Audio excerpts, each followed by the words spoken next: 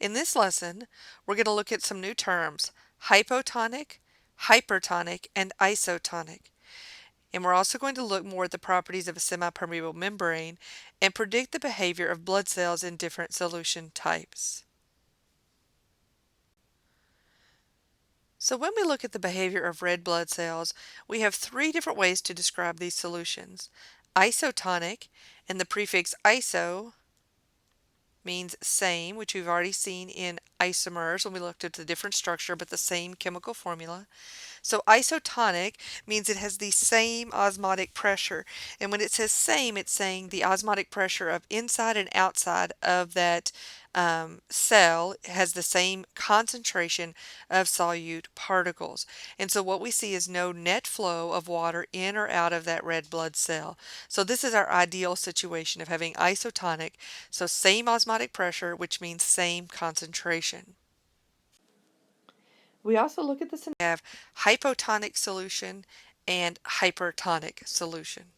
So hypo means low, and what that tells us is that the solution is hypotonic. The concentration of solute in the solution outside the blood cell is lower, and the concentration of solute inside the red blood cell is higher. And so what happens is osmosis says that the solvent molecules are going to flow from low concentration to high concentration. And what happens is the water flows into the cell.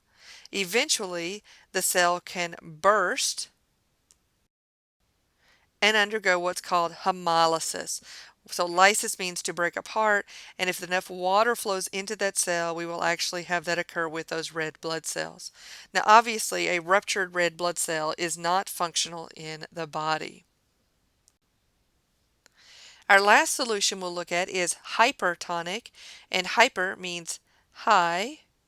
And so what we see in this case is that the red blood cell has a lower concentration than the solvent or the solution outside of that. And so what we see is that water molecules are flowing out of the red blood cell. And so we have this shrinkage of the red blood cell, also known as crenation. Again, not a situation in which the red blood cell can function normally.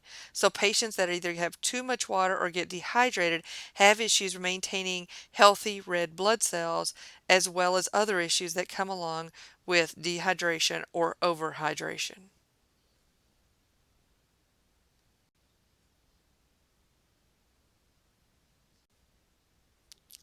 So let's look at an example. A beaker has two 100 milliliter solutions divided by a semi-permeable membrane. We're not worried about the properties of the semi-permeable membrane. What we're worried about is that it is a membrane that will allow those solvent molecules to flow through. One of those solutions, okay, so let's draw a picture here, our diagram. We have our semi-permeable membrane in the middle. And so we have 100 milliliters of solution on both sides. And on one side we have 1 gram of sucrose, and on the other we have 1 gram of glucose. And so when we look at this, what we're looking at is our semipermeable membrane, and we need to figure out which side has more moles in solution. And you're given the molar mass of both substances. So hopefully you picked glucose. It has more moles in solution. And we have to look at this because we have to think about using our molar mass. So if we have 1 gram of sucrose and we divide that by 342 grams per mole versus 1 gram of glucose, and we divide that by 180 grams per mole, what we're going to see is that the value here is going to be larger. Notice that I'm not worried about the specific values. I'm only worried about which one is smaller and which one is larger. So we've established that glucose has more moles in solution. They're both in the same volume, which means glucose has the higher concentration. So now we have the same solution, and we want to determine which way will the water, which is the solvent, flow. On the previous slide, we determined that glucose was higher in concentration. Therefore, because osmosis deals with the flow of the solvent, it goes from low to high. We see that the water should flow from the sucrose to the glucose. Let's look at another question, but now involving red blood cells. What will happen to red blood cells in a solution with a 1.1% mass volume NaCl concentration? A physiological solution is 0.9% NaCl. So remember, physiological means under normal conditions, and under normal conditions, red blood cells are isotonic with a physiological solution. So let's look at what's going on here. We have our red blood cell,